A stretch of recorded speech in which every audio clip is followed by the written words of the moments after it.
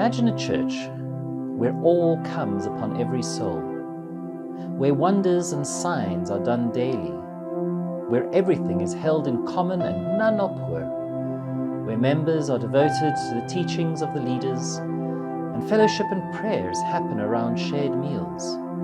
And everyone sings "Kumbaya, my Lord," all day long, and daily there are newcomers added to their fellowship. Wait, hang on a minute.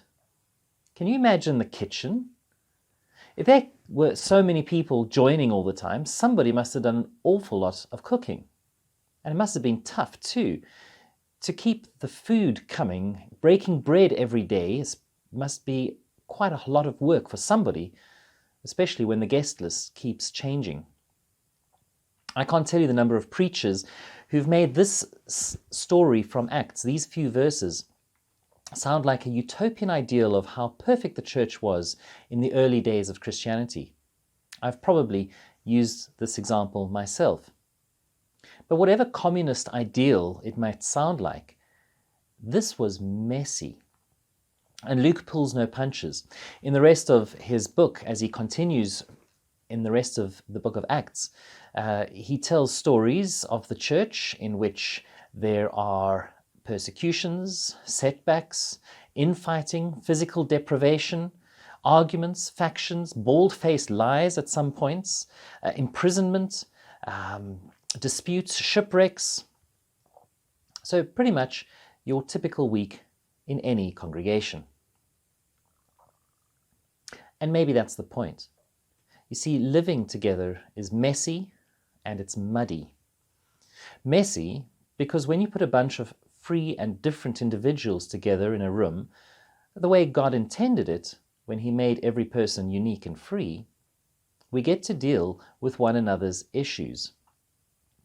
And muddy, because most of our issues are not lofty theological and spiritual ones.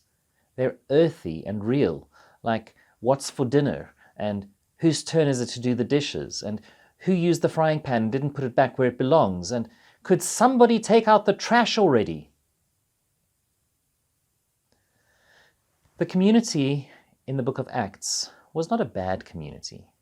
In their desperation to carve out some sort of survival in a hostile world, they devoted themselves to the habits that would sustain them, building relationships around shared meals, staying in touch with God through prayer, learning as much as they could about Jesus from the apostles, and yes, having all things in common. In the capitalist West, this business of having all things in common strikes us as the most revolutionary part of the story. I would simply point out that this might not have been Luke's main point. In many other cultures, where private ownership of things is more fluid, the idea of sharing communal belongings, especially in times of crisis, is not so strange at all. Indeed, there would have been many examples of such arrangements within Judaism. The various Essene groups, for example, of which John the Baptist's followers may have been one, not to mention later Christian examples of monastic groups.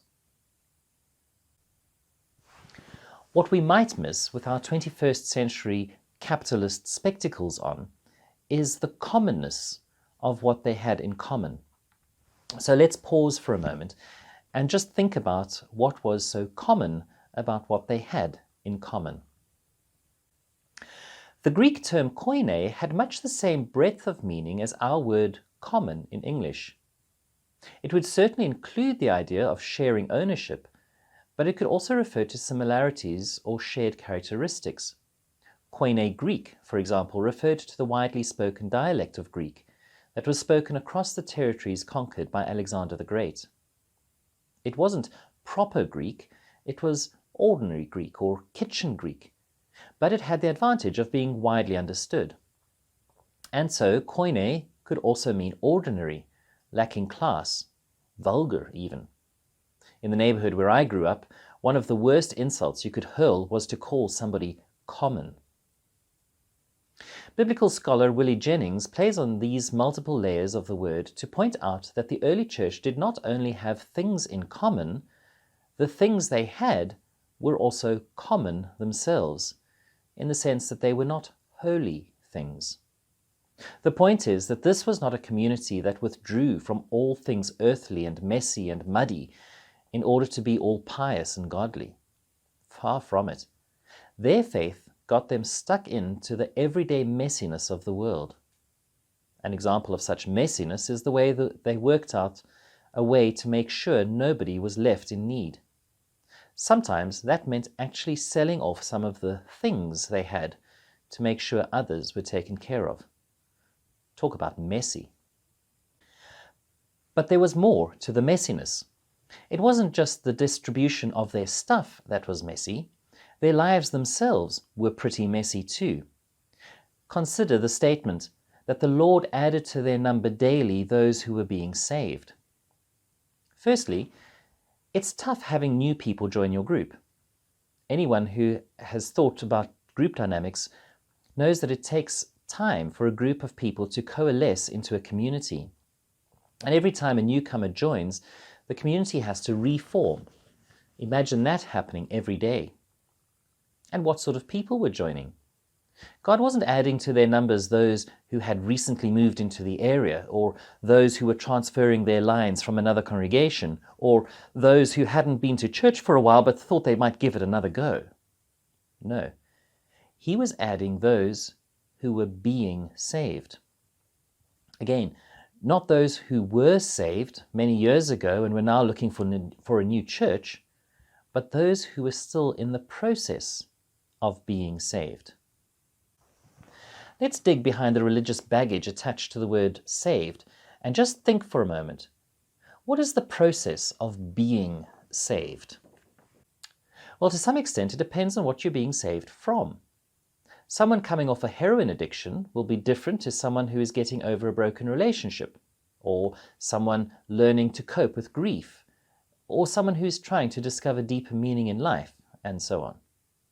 But whatever your journey and however people may describe their sense of salvation, that period in which you are being saved is downright messy. First of all, you still have the residue of whatever it is you're being freed from, whether the addiction, the grief, the anger, and so on. Then you've got the big questions that you're wrestling with, often accompanied by heightened emotions.